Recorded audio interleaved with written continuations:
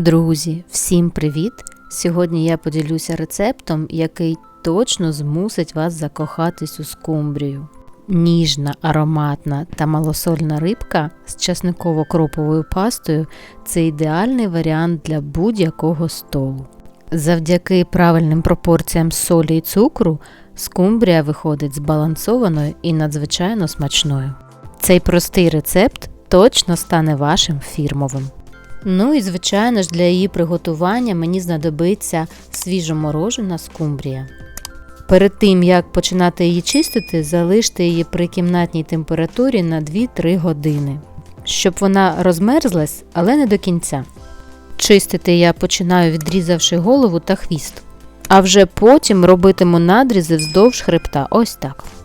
Робитиму це я з однієї та з іншої сторони. Спочатку не глибоко, а потім до того місця, де приєднуються реберні кості. Обережно проводячи ножем все глибше та глибше, ви це неодмінно відчуєте та у вас все вдасться так, як треба.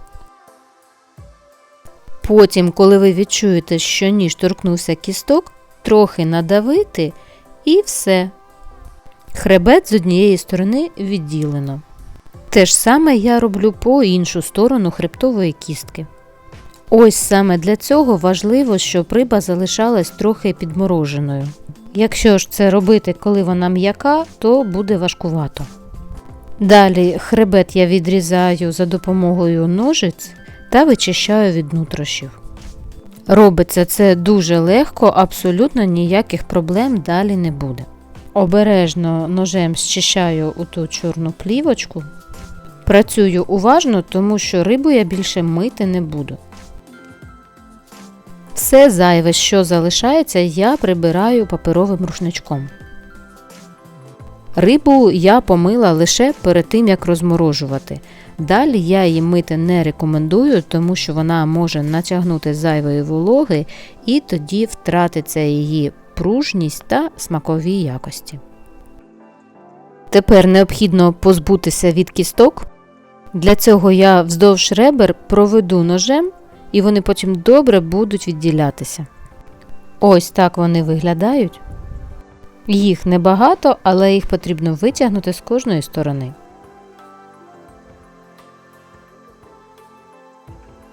Далі необхідно озброїтись пінцетом та повитягати дрібні кісточки, які ви відчуваєте на дотик. Після того, як ви звільнили рибу від кісточок, необхідно її звільнити ще від шкірки. Для цього я спочатку відріжу плавці, а вже потім зніматиму шкірку. Насправді її можна не знімати, такої ролі важливої вона не відіграє, але повірте мені, жуватись вона не буде, тому її все ж таки потім доведеться знімати. То, як на мене, краще це зробити одразу і потім лише насолоджуватись смаком риби. Робитиму я це, піддівши на зрізі злегка пальцями, потім вона дуже легко знімається. Міцно триматись вона може лише в тому місці, де були плавці, тому я рекомендую підрізати, трохи задівши м'ясо, щоб зрізати це місце зовсім. Те саме зроблю з іншої сторони. Ось те місце, де вона тримається.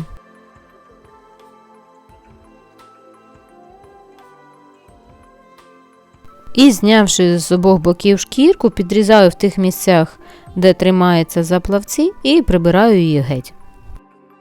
Все, нарешті філе готове, тепер необхідно його засолити.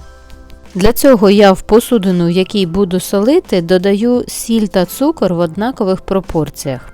Але важливо зауважити те, що солі та цукру необхідно використати по 35 грам кожного на 1 кг риби.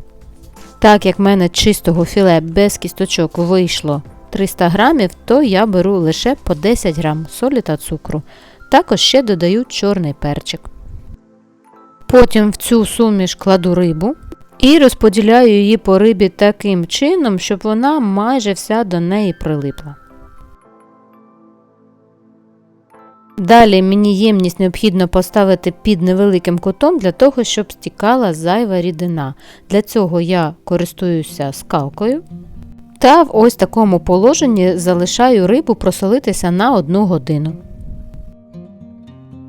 Далі, поки в мене є час, я приготую часниково-кропову суміш. Для цього я все наріжу довільними шматочками та подрібню в блендері.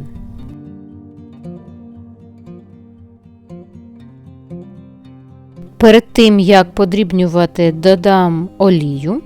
Подрібнити можна і тим блендером, що занурюється, але цим з ножами, що обертаються, виходить краще.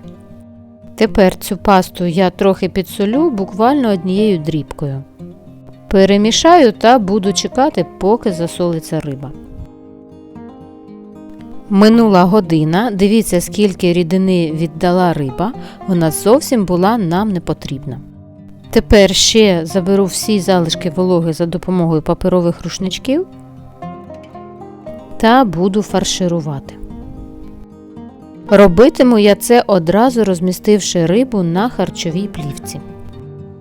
Плівку на дошці я розміщатиму трохи з запасом, щоб вона виступала за краї дошки. Це мені допоможе краще скрутити рулет.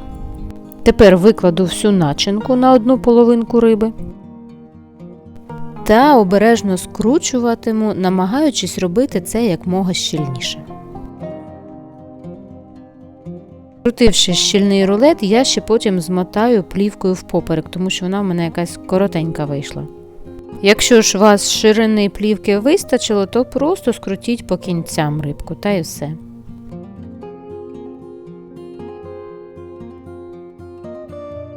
Далі цей рулет я залишу в холодильнику на ніч або на 6 годин принаймні, а потім покладу в морозильну камеру на 10 годин. В мене пройшов час, риба вже готова. Одразу після морозильної камери я зніму плівку та дам їй трохи полежати. Це залежить від температури в вашій кімнаті, але принаймні півгодини або годину вона має відпочити. Тепер її можна нарізати. Коли ви почнете різати, ви відчуєте, що ніж буде йти м'яко. Якщо шматочки ті, що ближче до голови та до хвоста, можуть трохи розкриватись, то середня частина просто шикарна. Взагалом вся рибка тримається пружною та не відділяється від начинки. Ну ось і все, друзі, наша скумбрія готова. Вона вийшла неймовірно ніжною, ароматною та дуже смачною. Ця страва точно потішить ваших близьких. Спробуйте приготувати за цим рецептом, і я впевнена, він стане вашим улюбленим. Готуйте з любов'ю, експериментуйте, і нехай ваші кулінарні шедеври приносять вам тільки радість. Смачного, друзі!